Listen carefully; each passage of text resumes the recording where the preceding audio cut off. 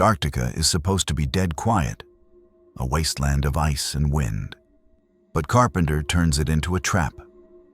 At the American Research Station, things begin with confusion. A helicopter chases a dog across the snow. The dog runs for shelter. The men inside don't understand why the Norwegian crew is so desperate to kill it. Guns fire, explosions roar, and when the strangers are dead, the dog is welcomed in. But it isn't a dog. That night, in the kennel, flesh splits open, bones warp, skin peels, tentacles burst from fur. The scientists watch in shock as the dog becomes a writhing parasite that devours the others. Flamethrowers end the attack, but suspicion sets in immediately. If this thing can mimic a dog, it can mimic anything. MacReady, the helicopter pilot, steps into the role of reluctant leader. He uncovers frozen remains at the Norwegian camp, distorted, half-human corpses that look like nightmares pulled from wet clay. The truth becomes clear. The parasite absorbs and imitates life. No one can prove they aren't already infected. From that moment, the station collapses into paranoia. Crew members accuse one another. Some disappear into the snow, others are found fused into grotesque shapes. The blood test scene tightens the noose. MacReady heats a wire, dipping it into samples. The blood itself reacts, shrieking, writhing, exposed. One of them isn't human anymore, and the camp explodes into violence. The thing grows bolder, tearing through floors, smashing walls, splitting into new shapes every time it's cornered. In the end, fire becomes the only answer. MacReady dynamites the station, flames devouring the cold. He sits in the snow with Childs, the last two survivors. Neither trusts the other. They share a drink as the fire burns out, knowing the ice will swallow them both, and maybe the infection too. It begins with the eyes of a child. A mask covers the lens, and we see through Michael Myers as he wanders his home on Halloween night. He stabs his sister to death, then steps outside still masked. When it's pulled off, he's just a boy, silent and blank. 15 years later, Michael escapes Smith's Grove Sanitarium. Dr. Loomis, the psychiatrist who studied him, calls him pure evil. Michael returns to Haddonfield, a quiet town dressed for Halloween. He stalks its streets, watching teenagers from hedges, from passing cars, from windows. Nobody notices until it's too late. Laurie Strode, shy and responsible, draws his attention. She sees him from a distance, but dismisses it. Her friends Annie and Linda laugh it off. As night falls, Michael strikes. Annie is strangled in a car. Linda is stabbed in bed. Their bodies are arranged like trophies, cruel echoes of his childhood crime. Laurie finds the bodies of her friends and realizes she's the next target.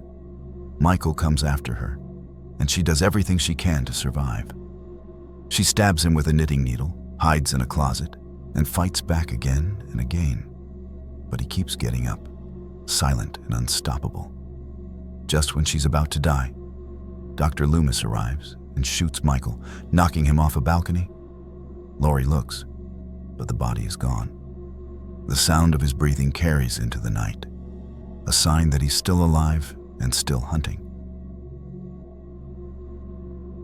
On the coast of Antonio Bay, the night before the town's centennial celebration, strange events shake the air. Lights flicker, car horns blare, glass shatters with no cause. An old fisherman tells ghost stories about a shipwreck, a ship guided into rocks by trickery, its crew left to drown. That tale isn't just folklore, it's a prophecy. At sea, a fishing boat vanishes when a wall of glowing fog rolls over it. The crew is slaughtered by shadowy figures carrying hooks and blades. The bodies are found the next morning, mutilated, waterlogged. Nobody understands how fog could kill. Stevie Wayne, a radio DJ broadcasting from her lighthouse, watches the mist approach the town from her tower. She warns listeners to flee, her voice breaking through the static while the fog swallows the streets below. The dead sailors stalk through it, silent and relentless, their silhouettes glowing in the mist's unnatural light. The town's priest uncovers the truth. Antonio Bay was built on betrayal. Its founders lured the ship of a wealthy leper, Blake, onto the rocks, stealing his gold to create their town. The fog is revenge, a century late, and it will not stop until it reclaims what was stolen. The climax traps Stevie in the lighthouse as the fog claws at the glass. The priest offers Blake's descendants the stolen gold cross, glowing in the light. The revenants take it, their wrath seemingly satisfied, and disappear back into the mist. But in the final moment, when the priest thinks it's over, the fog returns. The ghosts step out one last time, claiming him as their final debt. The screen cuts black. A factory in 1957. A red Plymouth Fury gleams on the assembly line. When the hood drops, the car is already alive. A worker leans inside, and the car slams its hood on his hand. Another man sits in the driver's seat, and exhaust chokes him. Christine doesn't wait for an owner to start killing.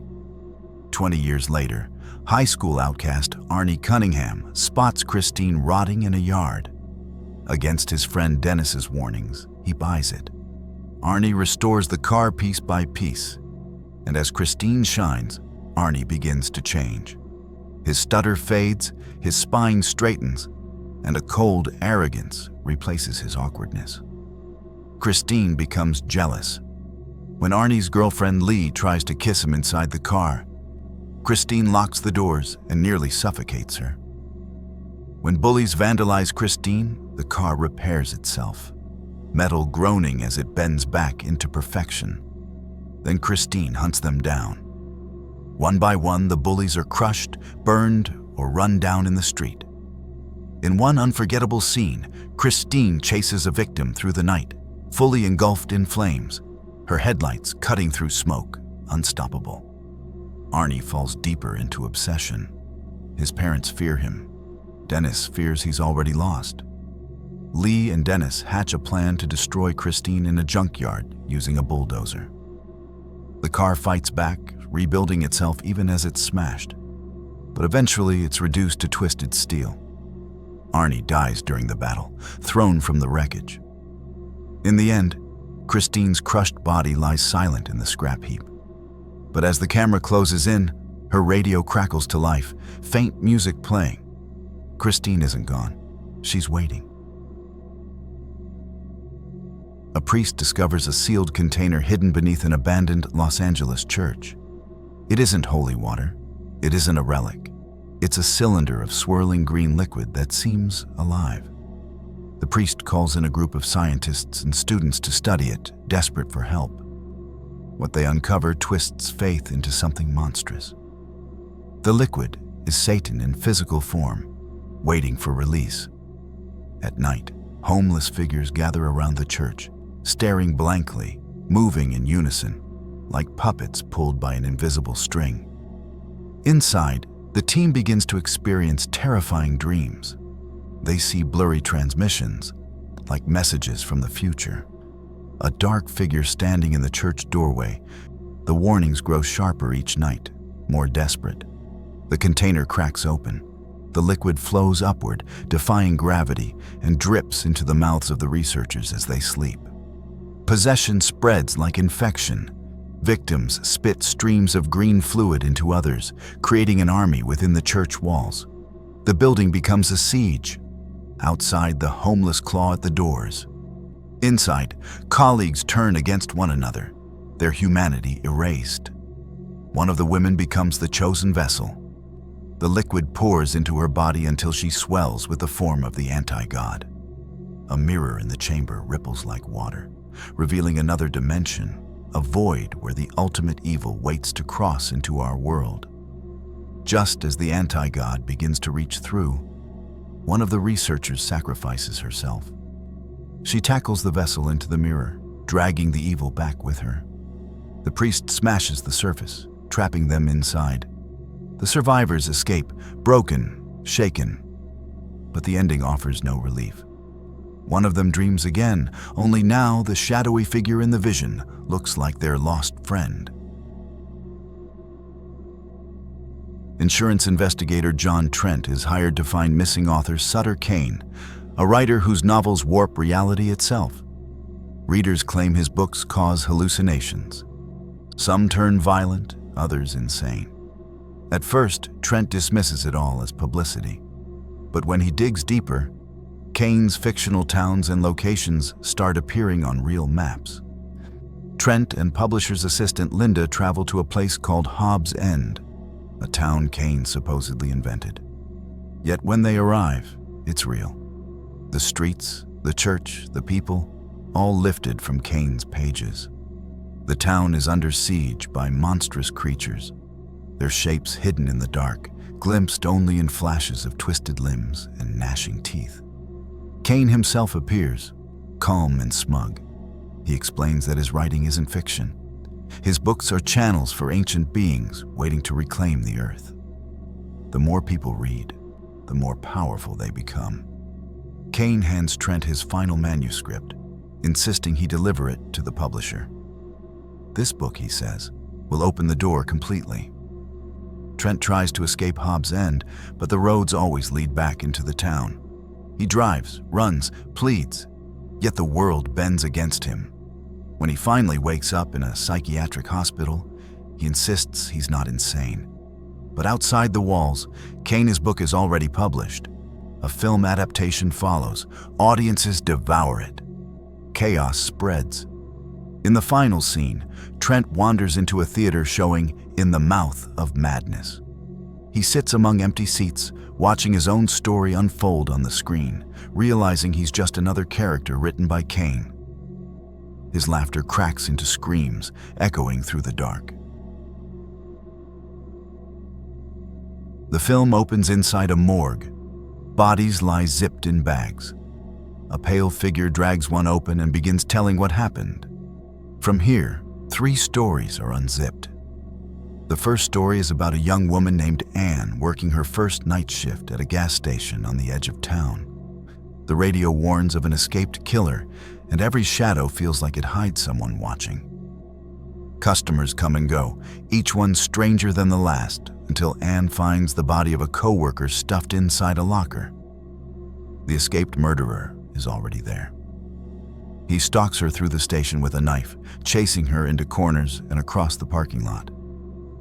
Just as she's about to be killed, a driver pulls in and helps her fight back. The killer is stopped, but the station is left covered in death.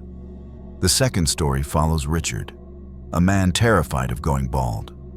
His life is consumed by vanity, and he turns to a clinic that claims to have a perfect cure. Overnight, the treatment works. His scalp grows thick with hair, then his face, his chest, even inside his throat. It doesn't stop. He learns the cure was no medicine but a parasite, alien and unstoppable. The more it spreads, the less of him is left. The final story follows Brent, a baseball player who loses an eye in a freak accident. Hoping to return to the game, he undergoes a transplant that restores his vision. At first, it feels like salvation, but the eye belonged to a killer. Soon, Brent sees murders he never committed, violent flashes that claw into his mind. The more he tries to resist, the more the eye pulls him toward bloodshed. His grip on reality collapses. In desperation, he rips the cursed eye out, but the damage has already hollowed him. The morgue closes, and silence presses down like a shroud. Jack Crow leads a crew hired by the Vatican to wipe out vampires in the American Southwest. These aren't elegant creatures. They're savage, hiding in ruined houses and feeding like animals. Crow's team raids a nest, using steel cables to drag the monsters into the sun, where they burst into ash. It feels like a win, but it doesn't last. That night, while the team celebrates in a motel, the real danger comes. Valek, the first and most powerful vampire, storms through. He smashes walls, rips men apart, and leaves only blood behind. Crow and his partner Montoya escape, taking with them Katrina, a woman bitten by Valak. Her slow transformation gives her visions of his plans. Valak is hunting a cursed relic, a blackened cross. With it, he can finish a ritual that would let him survive daylight. If he succeeds, no one can stop him. Crow, fueled by his hatred for vampires, follows him to a ghost town. The final fight ends with Valak dragged into sunlight and burned to ash. Montoya, now infected, is spared and sent away. Crow keeps walking, scared and relentless, knowing the battle will never end. Whether it crawls from ice, hides under a mask, or slips into your veins, each of these films carries its own nightmare. But together, they form something bigger. Carpenter's work is a reminder that evil doesn't stay locked away. It waits, patient, until someone opens the door. Which John Carpenter movie is your favorite? Let us know in the comments. Don't forget to click like and subscribe for more horror breakdowns.